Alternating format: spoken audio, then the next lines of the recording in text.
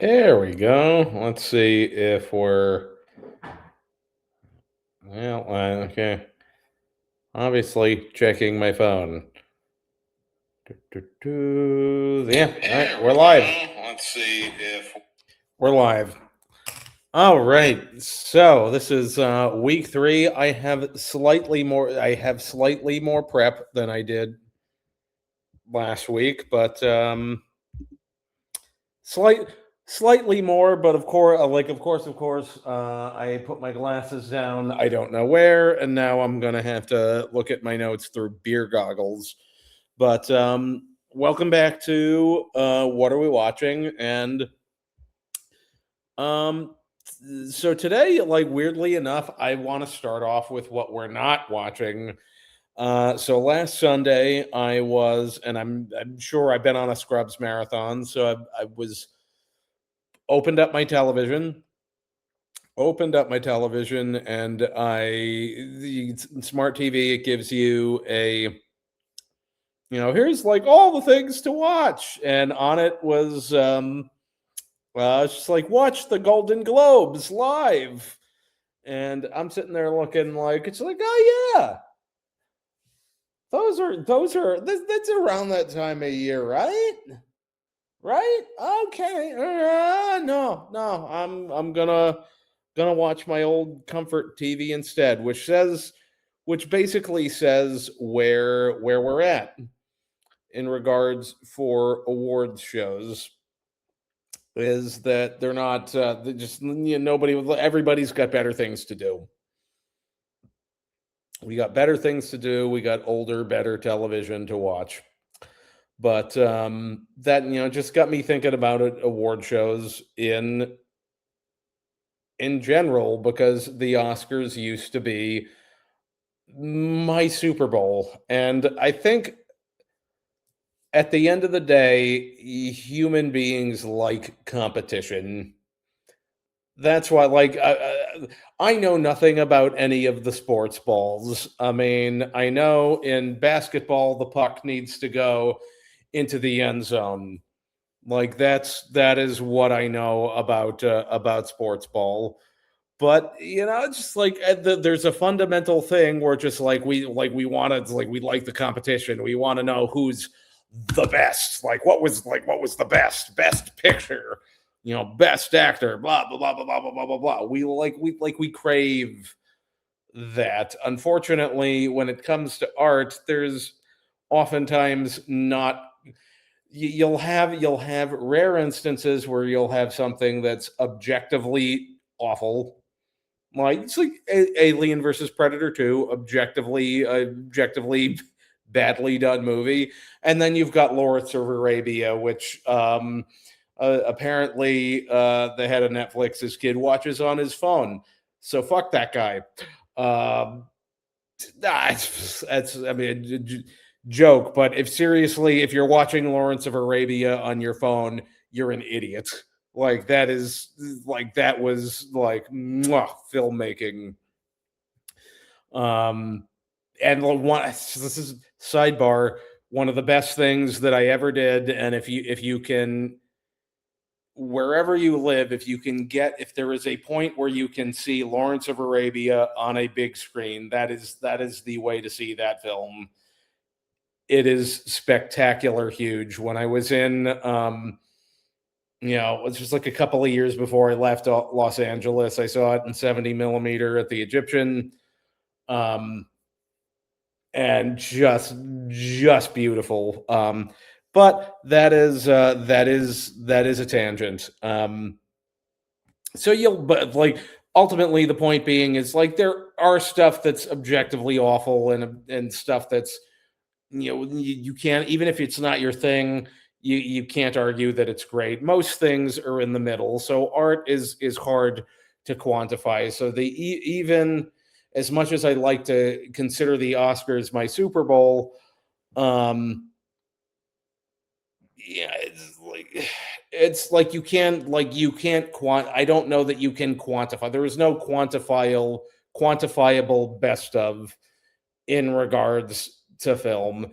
If it's like if I know enough about football that if it makes it into the end zone, you get the points, and there it is. It's very clear cut and dry. Um, Art is not like that, but you can, even if you're of an artistic, even if art is, even if you're more of the art guy than the sports guy, there is the human thing of we want competition, hence awards shows. But the problem with award shows and is that they're not really about loving the product anymore. It's not about loving film. It's about grandstanding. And from my argument today is that I don't think it's mentally healthy for either, if you're I whether you're conservative or liberal. I don't think it's mentally healthy to watch these things because they are a tool for grandstanding. And the title for this live stream is the title for this live stream. It's like I'm ragging on Mark Ruffalo just because, like, he's one of the most easy, people to point out, where just like whenever a camera gets on him, it's some outrage of the day. And it's like, you need to know what I think about X issue. Brr, brr, brr, brr, brr, brr, brr. And that's all these shows are. That's all they are anymore. Like, we know when the Oscars come around, it's going to be, we're going to be commenting on it is rich entitled celebrities commenting on the news. And depending on which side of the aisle you are, you're going to get angry. Like, it's going to be anger either way. And I specify that there is no decision I have ever made in life that, in anger or desperation, that's been a good decision. And as as I see it, you either a you're liberal and you agree with Mark Ruffalo, and you you agree with him on everything, and it's just like, oh yeah, like, it's just like, I am liberal, and it's like everything he says is right. It's not two-dimensional. It's or lacking in context. And I'm gonna like I'm just, it's like my conservative neighbor or family member that's like, they're pieces of shit. It's just like, yeah, it's rage. It's rage. And then if you're a conservative, you're looking, it's like, Mark Ruffalo, that fucking tool, man, he's a fucking tool, like that liberal Hollywood. Blah, blah, blah, blah, blah. We're all ripping our hairs out and bald, and we got to call hymns to put hair back in, and it's just like we're pulling our hair out, and we're just angry, uh, and it's not good for us. It's not good for us. And this is like week 3. I'm trying to be consistent. This is week 3 of live streaming. And um, yeah, where was I going? Yeah, where was I going? I was looking at this turtle. That's a sexy turtle. Anger is not good for you. One of my goals for this year is Zen. It's since the pandemic, there's been a lot of anger. I know I've been operating via a lot of anger over the last 5 years, and I don't want it anymore. And anything that's going to bring you anger, um, I think you should avoid. Like, so there was a debate. I have it in my head. Like, am I going to watch the Oscars or am I not? And it's like, I know somebody is going to say something that's gonna piss me off. So why include that? Um, why include that into my sphere? And if you're liberal, why watch this? where it's like that same thing that's probably going to piss me off, that that I'm looking at it probably from a two-dimensional world. You're probably looking at it from a two-dimensional world and agreeing with and getting angry about some other thing, and now you're angry and you're hating your neighbor or your family or your friend. And so what it like what good is it? It's like it's much better, a better thing to do, what would be a better use of your time than want if you love movies, then watching the Oscars, watching award shows. Run next door, get your friend, get find your friend. Doesn't matter, who they are, what they look like. Get the like go to a movie. We're at mind you, we're in it's the January doldrums, and there's not a ton of stuff to go see, but there are still movies in theaters, and theaters need your attendance. Go to a movie theater, support your local movie theater. You know, that's really what entertainment is about. Um what entertainment is about is getting together with your friends and loved ones and enjoying a story, enjoying characters. That's what it's supposed to be. Um, that's why, at least that's why I fell in love with the medium. Um, so go do that rather than watch rich entitled people dole out trophies when they clearly it's not where it's not about it's really not about the movies anymore. And like one of the things there's and this is something that conservatives harp on that I don't entirely agree with full scale. There's the idea that just like oh they don't nominate stuff that people like. And like one of the things the at least concepts around say the Oscars that I like is the idea that smaller budget smaller budget independent films like that medium can shine a light. It can shine a light on smaller films that the average person who's just day to day we're going to work. It's like you go to work, you do your day, you come back, you try and you want to forget about life for a while. They might not know about some of these smaller films, and that is like, but I mean, they do know the Oscars, so it's like, oh, this like X, Y, and Z won Best Picture, or so and so won Best Actor, or so it can be a way to um,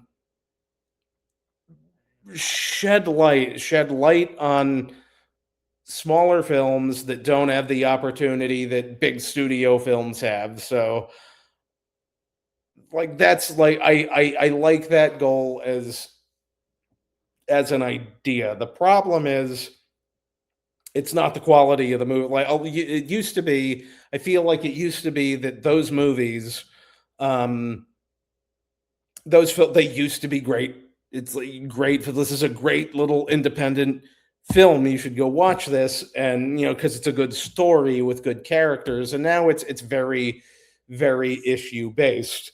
And I think both the going into the Oscars this year, last year, I mean the movie last year that like you could say where it's like that's not what they don't care about story anymore was Amelia Perez, where it was very clearly that movie took me I had to chunk through it over the course of 3 days because, like we said earlier, some movies are just objectively poorly made. Like that, it's like that movie wasn't good. Like it was there's no aspect of it that worked on a practical level, but it got nominated more times than The Godfather because it was about an issue. And so clearly the issue was more important than is this something that's forwarding the art? And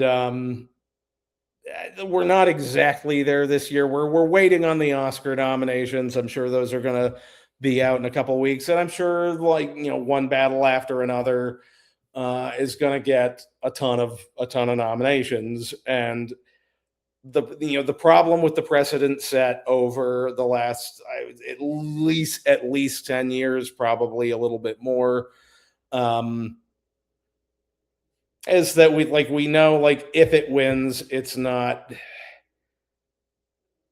like we have it in our minds that it's going to win because of the politics, not because of the, and it's like I can't argue that it's because it's great, because it is not. In fact, I disagree with the politics of that film vehemently. I don't think it's not a badly made film, but we're all like, your average Joe is looking at what that film is, and they're assuming that it won because of the politics, not because it's any good. Whereas you go back, oh good lord, we're going into 2020, 2027, 17, 2007. Good lord, Titanic is on. I'm old. I eat prunes. Titanic is 30 years old, and it's like or at least it's going on it. Yeah, it's like 1997, 2007, 17, 20. So yeah, Titanic is almost a 30-year-old movie. That's fucking wild. But it's like that movie. That's a movie that everybody gathered around and liked, and it's just like it defined 1997 as a year, cinematically speaking. So it's like you could like, your best pictures, your awards films. Um, Everybody doesn't have to like them, but gosh darn it, everybody should be able to look at the film and see why, and understand why this won. And that's the problem. That's in terms of practically, that's the problem with award shows and the Oscars right now. And just from a mental health point of view, these award shows, as award shows, feel designed to make you angry, and we need less angry. I don't want to continue being angry, and because of that, it's like you either agree. It's like, again, one way or another, either you agree with Mark Ruffalo and you're angry about all of the things that are happening, or you disagree with Mark Ruffalo and he's full of shit and he's two-dimensional, blah blah blah blah blah blah blah. It's like there's like it's he's labeling half the country and blah blah blah blah blah blah blah, and you're walking away. Both of these, everyone is walking away angry. And if something is going to make you angry, I don't think it's worth your time. What's worth your time is going outside, going to a movie theater with a friend, volunteering, at a soup kitchen, at a pet shelter, anything but watching entitled rich celebrities pat themselves on the back is more worth your time. And if you really love it, seriously, if you really love movies, go to a movie theater. Go to a movie theater, because it's the best way to experience a film. It's the best way. And I suppose, segue, I went to go see 28 Days Later, The Bone Temple, yesterday, and it wasn't like, I need to, like, I go to films generally before, like, either, like, it's like 3 o'clock or earlier, because by the time 9:30 rolls around, my head needs to be on the pillow. So it wasn't like a crazy time where there was a ton of people, but it was like there were people in the theater, and it was like we experienced a film together, and a hardcore horror film. And that's where it's like, it's good. It's the reviews on Bone Temple are, I think, maybe a little bit overblown, but it's a really, really solid. It's a solid horror film, and it's a solid follow up to 28 Years Later. The thing that 28 Years Later struggled with is that the whoever cut the trailer for the previous installment, just that is how you sell it. That is how you sell a movie. It is one of the most, I think, spectacular trailers that I've ever seen cut. Um, and the film didn't, 28 years later wasn't a bad film. It just did not live up to the quality that the trailer promised. It was just all around like, yeah, that was fine. And with Bone Temple, you can see that there's clearly a plan. There's clearly a plan here. It felt like a seamless continuation from where 28 years later left off. And it's a very nicely contained film. It's not overblown. It's really tight, spectacularly acted. I mean, Ralph Fiennes is just like you put him in anything, and you're gonna get whatever you get is gonna be great. And it's like we got a great introduction in the last film, and this film really gave him more time, and you can see the his depth as a character, and the fact that like how much he cares about people, and that it's just like he's seen the world go to hell, and he's still here. He's simultaneously honoring the dead, while simultaneously, how do I cure the living? And that's like that. Just he's great. I loved it. Um, and at the same time, you've got Jack O'Connell, who's this sort of nutball who, when the world went to hell, he was 8, and his father was like a hardcore religious guy. And this, once the world goes to hell, he does this whole 180 and becomes this crazy Satanist, and he's this brutal horror villain that's just terrorizing whoever normies are left. And it's that what it does very well, what the film does, I think, very well, is that yes, he's nuts, and at no point does it try to paint him as a misunderstood person, but it doesn't forget that that his crazy comes from somewhere. And particularly, there's a great scene, I would say about 2/3 into it, between him and Ralph Fiennes, where it's like you can see that it's just like, okay, it's like just like there's something in there, like somewhere in there's a human, but when he was very, very young, something very, very horrible happened, and he just he went nuts. But it's like there's like not it's like he's got just enough of his faculties to try to puppeteer his cult of other crazy people. And again, it just works so seamlessly. It worked from the first one to the kid Spike. He's not the main he's not the main character, but we know what he's been through. And once he loops in again with Ralph Fiennes, like the history that these two characters have together, it all worked. Like the film would not work the same were it not for the first. As underwhelming as the first film is, this film would not work without it. There was a lot of character work that ports over to this movie, and it works. And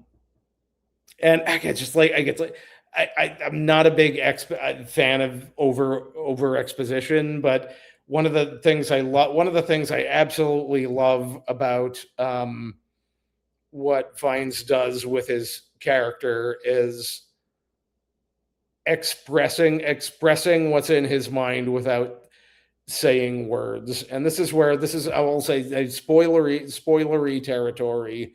So yeah, just forewarned. Um, Jack O'Connell has brought his cult over to, like, they have this deal where, like, you took, Jack O'Connell is like, finds you, talk me up, and, like, then we're gone and we leave you alone. And they have this whole sort of like satanic ceremony here where essentially finds is pretending to be the devil just to get, and like he's hearing all of these horrible things that O'Connell is planning to do, and you can see his in his eyes that, like, holy shit, I can't just let this guy go. Like, that's like, this is like, I do that, and a lot of innocent people could be harmed. Um, and then, like, he sort of migrates from that to that sort of realization in his eyes. It's just like, holy heck, this kid that I helped in the last movie, they've kidnapped him. I can't, like I'm not gonna, it's like, I'm not gonna let them, I'm not gonna let them, just get away with him. And it's just a lot of great character stuff in just in his eyes. And it's really, really, and again, it's like, you want somebody who's, if you're looking for somebody who is just going to give you something spectacular acting wise, like he's one of the guys. And it's like, it's always the freaking British people. The British people, man, there's just something in their genes where they're really good at acting. Like, like Alan Rickman, Emma Thompson, you know, really, really spectacular stuff. But it's worth, Bone Temple is worth your money if you like horror. Like, you have to like horror. It's a lot in terms of what you see gore wise. It's a lot more. It's much more brutal than the previous film was. Like, it's like, there were definitely, like, anyone who's watched Game of Thrones with me, I'm very audible in my reactions to gore. It's one of the reasons I love horror. It's like, I do love it. Is for those, like, oh god, oh no, oh god, like, it's got those things going on for it. So if you are a horror fan, it's like, it's gonna be worth your time. And a lot of props to, again, it's like, I don't know who this actor is, but the actor who plays Samson does, and it's just like, from just a plain, like, it's like big actor with a giant dick who's naked the entire movie. I don't know how that audition went.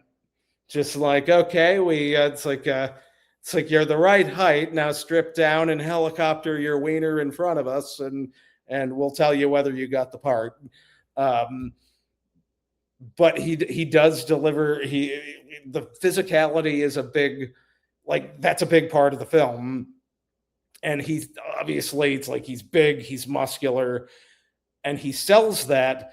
But also the other thing he does really well when it's, and again, it's like, I don't want to get into spoiler territory here a lot, but it's the part that he's playing, it's required to be a little bit more subtle and have a little bit more nuance. And this actor absolutely delivered. And I really, really can't wait to see how they finish it out, because it's clear there's a plan. It's nice to go into a film that, like, this is clearly the second in a trilogy, and the producers behind it, the writers, they have a plan for where this is going. And it respects what came before. So I'm excited. I'm excited to see where they end up with it. I would say my big complaints are, there's one instance at the end where it's like, okay, you threw in a jump scare where you didn't need a jump scare. That was a little silly. And then there's a little bit of a like heavy-handed knock on like you know what's happening in the news? See, we referenced the thing. So that I could have done without, but on the whole, like really good. And if you like heavy metal, man, like you definitely, I know a couple of heavy metal fans that are gonna love this movie whenever they get around to see it. So get around to it. In terms of other things that like what am I watching this week? I started Trek Tuesday on Tuesday. I'm going back. So Star Trek Starfleet Academy has just hit, and it looks awful. It looks like modern garbage, and it's like if you look at the poster, it's like Dawson's Creek in the Star Trek universe, and it's like, have you ever watched this show? And I really kind of wanted to go all the way back to the beginning and start and experience Star Trek from the start and go back to what was the first aired. And this is the stipulation for Trek Tuesday, is that we're starting on where I started with the first officially aired episode, is what people saw. Of course, there was the pilot, and then there was the pilot, the second pilot, and then the edited down second pilot. And the second pilot ended up being episode 3. But we're going with air date order. So I went all the way back, and it's like, and this is not a knock on the original series. This is a knock on me. When I watched it through years ago, long time ago, to make another sci-fi reference, a long time.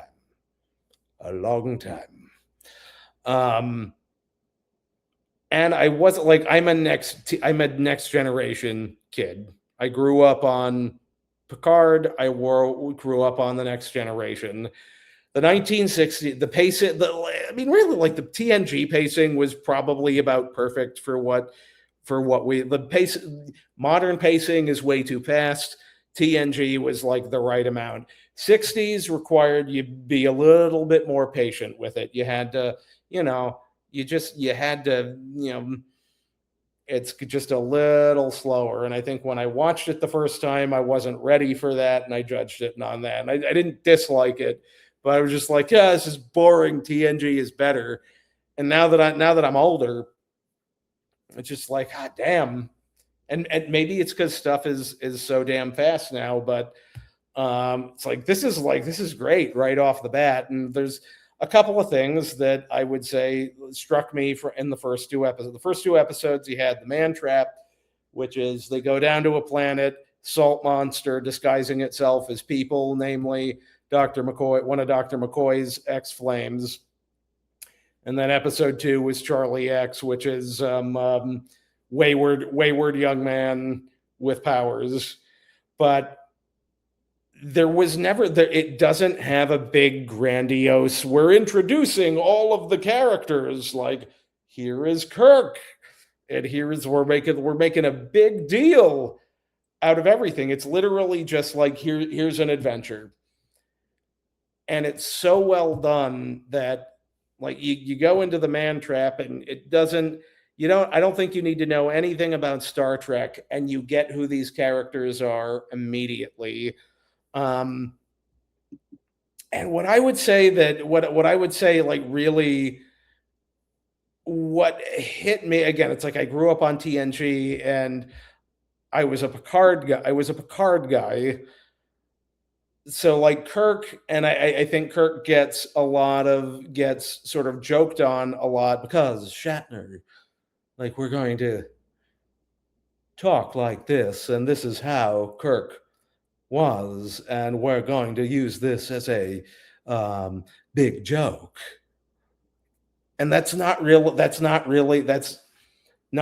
the character. What 2 episodes in, I think both Kirk and Picard do two very different things. I think Kirk is the buddy that you want, like, great at his job. Kirk is your friend, Picard is more your paternal father figure. They're both separately good. They're good at the command. They're good. They're the actual job of commanding the ship. They're good at. It's just in personality. Kirk is your buddy. Picard is your father. And I do think and again, this could be nostalgia. I still lean Picard, but also Kirk takes his job. Again, I think it's a lot of people treat him really it's very jokey, but he does take his job seriously. And so you've got the man trap. They've come back up and they've got a crew member dead, and Dr. McCoy is it's like he's like just like he's talking. It's like, oh, so and so, my old flame. And Kirk very much is like lays down. We've seen them be friends. We have seen them be friends at this point. They're very, very chummy when shit's not going down. But when shit goes down, Kirk does not have a problem smacking his friends around and saying, "Doctor, one of our crew members is dead. Get your head in the game and do your job. We need to find out what's going on right now." And I don't know that I so much appreciated that the first time around that I watched the show. And again, just intelligently, there's modern Star Trek lectures you on how to think. Original Star Trek encouraged you to think. And one thing, both of these two, both Mantrap and Charlie X, both of them, I think they have this very, very interesting thing where the antagonists in either episode they're not straight up evil, snidely Whiplash. They're not straight up evil, snidely Whiplash villains. Both of them have valid, they have reason. There is logical reasons for doing what they're doing, whether it's the salt monster in the Man Trap, where I'm the last of my kind, and I just need to survive, and I don't have salt on planet. People show up, I'm gonna steal their salt. Or Charlie and Charlie X, it's an interesting, where again, going back to the Globes, where I have not watched Adolescence yet, so I can't comment on it, but Charlie X is doing a what do we do with wayward young men type thing, but it's doing it in a way that I think is real. And whereas it doesn't villainize, he's not villainized for being a dude. And a big chunk of that episode is he looks up to Kirk because Kirk is an all-around solid dude who can put his foot down when it's needed. Like when we first meet Charlie, they get in the transporter. Kirk is having a conversation with the other crew. Charlie's trying to interrupt, and Kirk very swiftly says, "No, Charlie, the adults are having. We don't interrupt. The adults are having a conversation," and it's that strong male presence. He is a strong male presence. But the interesting thing on this watch is that Kirk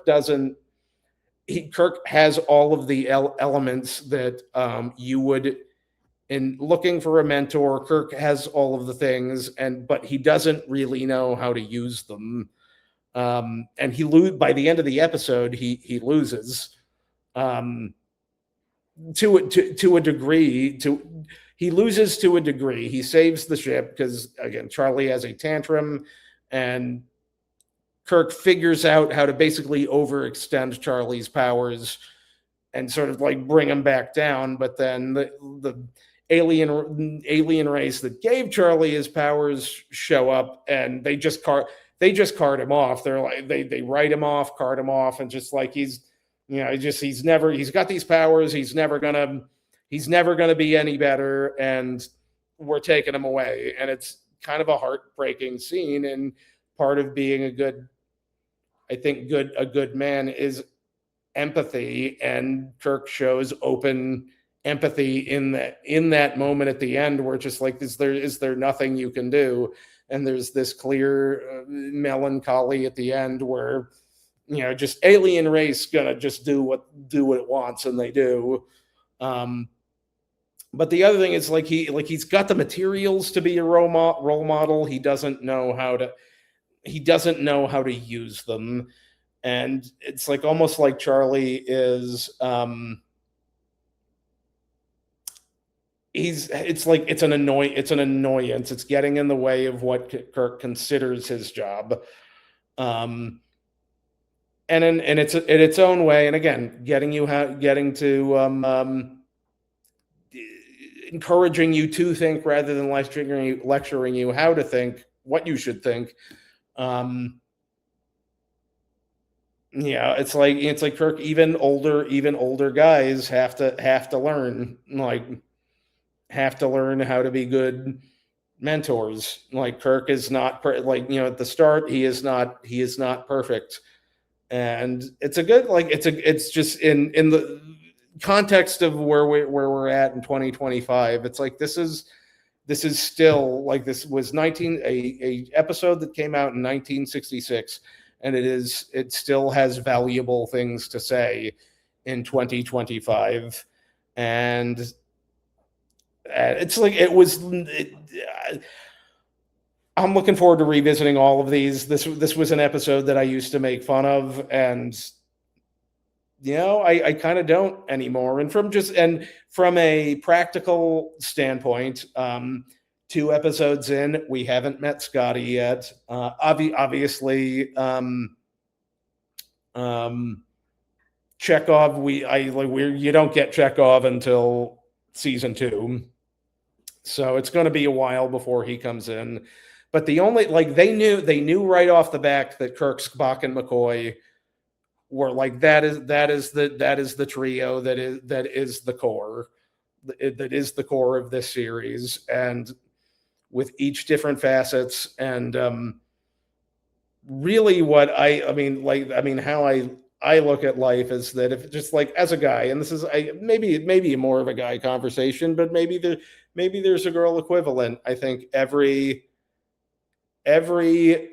guy needs to have his, Spock and McCoy are different worldviews to Kirk, and every guy should have a Spock and McCoy. If we're looking at it politically, you should have a best friend who is a liberal. You should have a best friend who's a conservative. You need those 2 guys who will challenge you and challenge each other. And that's the first episode. The man trap ends with, your salt monster is gonna kill Captain Kirk, and it boils down, what McCoy is seeing is his ex-flame, and he needs Spock to say, to sort of snap him into, it's doctor, do you really think your old girlfriend would be doing this? You need to snap out of it, and which he does. So that dynamic was there from the beginning. So they knew those 3. They knew Uhura, which that Uhura is whereas in 2025 we do SJW messaging just transparently and beat you over the head. Star Trek did it it was a big deal to have a black woman on the bridge of the Enterprise, but it's not made a big deal of it in the show. She's just there. She's professional. Everyone clearly respects her, and she's good at her job. And then Nichelle Nichols just rocks the character. So she was, you had her from the beginning. And I would say in the first episode, she really helps sort of establish Spock at the start. This is one of the things, there's so much you can do with acting that's without words, or without explicitly saying what's going on. And Leonard Nimoy absolutely does that, because you've got her harassing him about the away party is beamed up. They've lost a man, and she's razzing him for not having, for not being more just broken up. And you can tell in Leonard Nimoy's performance that it's like, no, no, yes, he is, but now is not the time. And I am not going to, we're in the middle of it right now. This is for later. And it's like a couple of seconds, and Nimoy just crushes it. I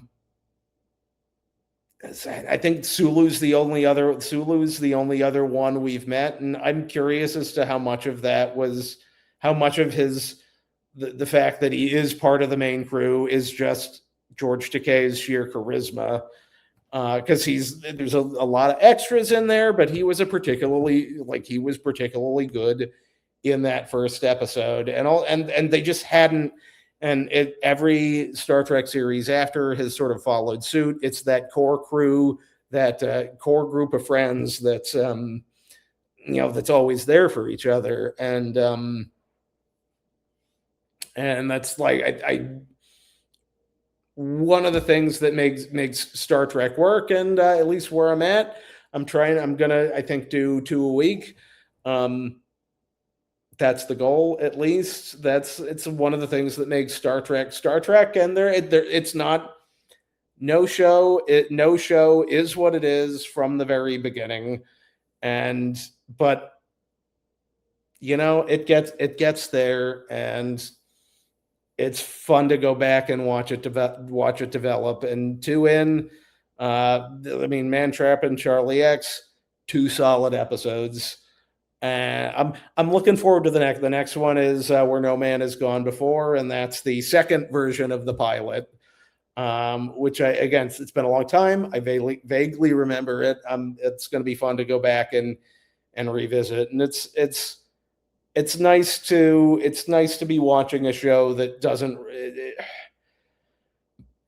where just like each episode is a one-off. Like it's like you're not following Game of Thrones where it has to be week to week. It's just, we're going on an adventure for a week. And sometimes you just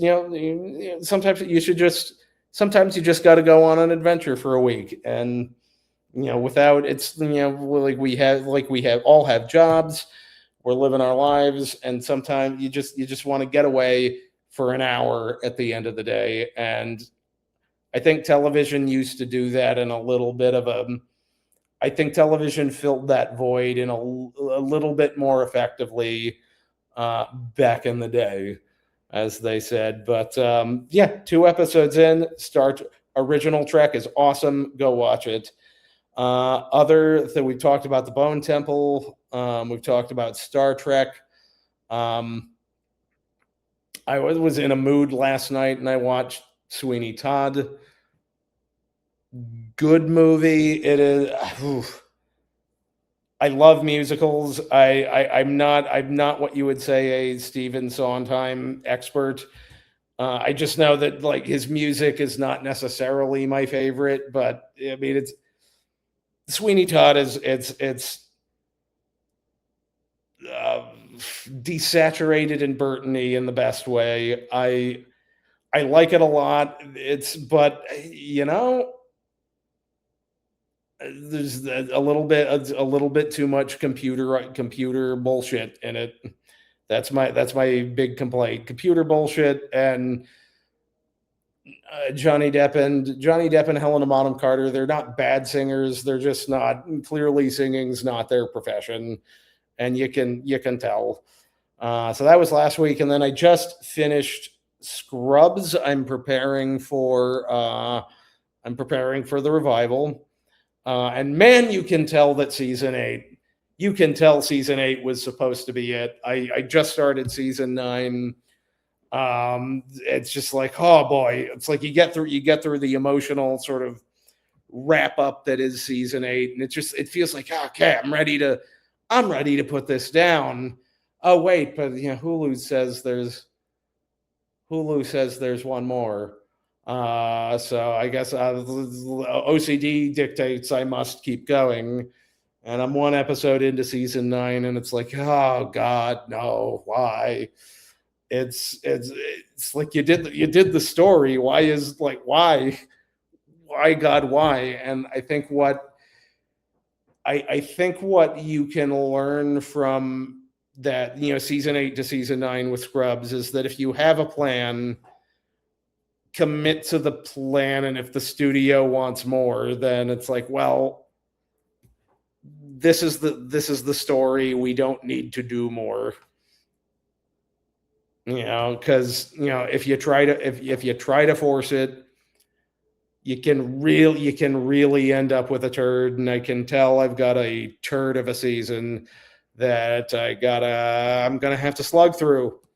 I'm gonna have to slug through over the next, realistically, it'll be a couple of weeks. But you know, my assessment of the real Scrub season 1 through 8, it is a delightful show.